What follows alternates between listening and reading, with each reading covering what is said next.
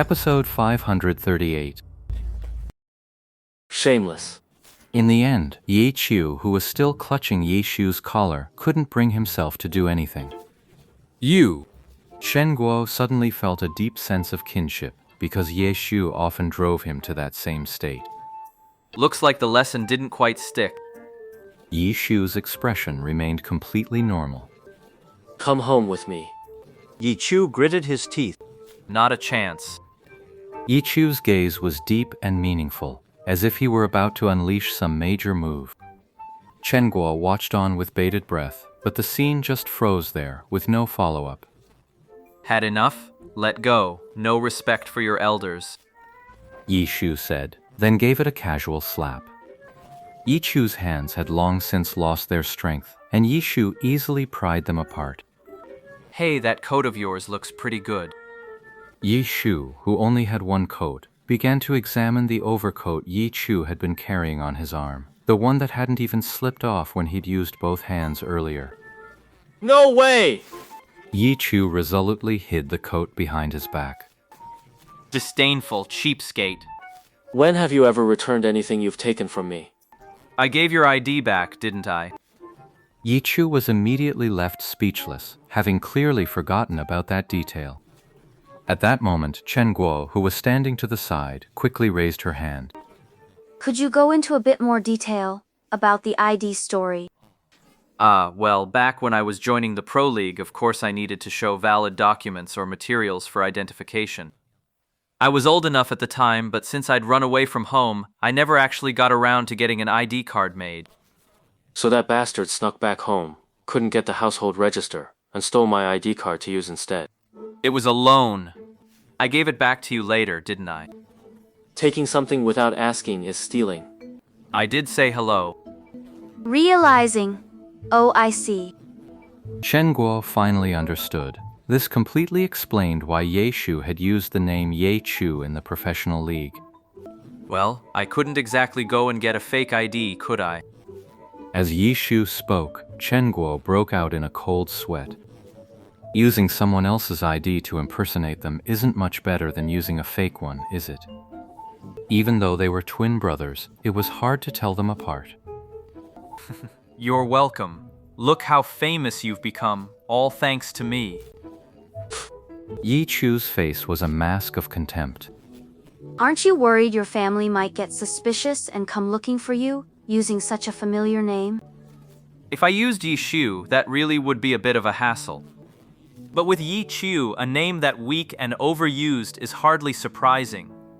Nonsense. The real kicker is that no one could have guessed you ran away from home just to play video games. Now that's what I call weak. Oh? So what were you planning to do when you wanted to run away from home back then? Or did you even have a dream back then? My big dream back then was to run away from home. Run away from home?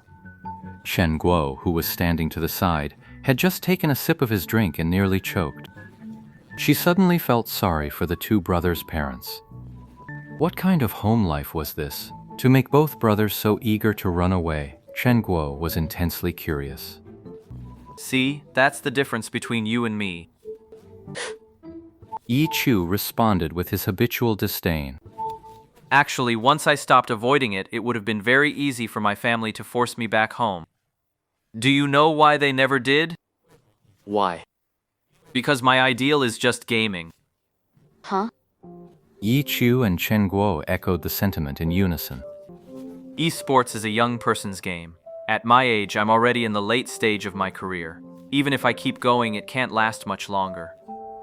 So, this dream I've been holding on to, it ended a long time ago.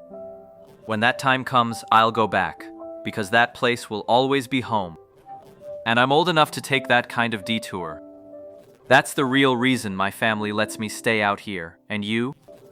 You're different. A kid whose ideal is to run away from home. You're clearly more rebellious than I am. At least I know why I ran away. What about you? You're just running away for the sake of running away. Once you're out, do you really think you'll ever want to go back? I doubt it. So, you're better off just staying home and behaving yourself. Did you really think running away from home was some kind of fun adventure? Yi Chu was stunned, even forgetting to let out his habitual snort of disdain. Chen Guo was also quite taken aback. In that moment, Yi Chu truly looked the part of a good older brother. He was the more mature brother, the one who saw things more clearly. So, go home for the new year right now. I'll come back when the time is right.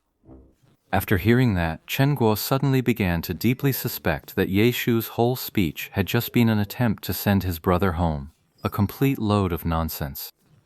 As for Yi Chu, he stood there in a daze for a long moment, then suddenly smiled. There's no rush to go back tomorrow. With that, he turned his gaze toward Chen Guo. Boss, would it be okay if I crashed here for a day? You can stay as long as you like. Hey, don't make things worse, okay? Yi Shu immediately stepped in to intervene. Look at him, still scheming away. Yi Chu restarted his disdain mode. He then wandered around the first floor of the internet cafe, walked over to the stairwell, and inquired. You live upstairs? Yes, I'll take you up. Chen Guo came over to lead the way. Thank you. Yi Chu nodded his thanks. As long as he wasn't speaking to Yi Chu, this air of gentlemanly courtesy was evident in his every casual word and gesture. Don't mention it. Shen Guo gave a dismissive wave and led Ye Chu upstairs.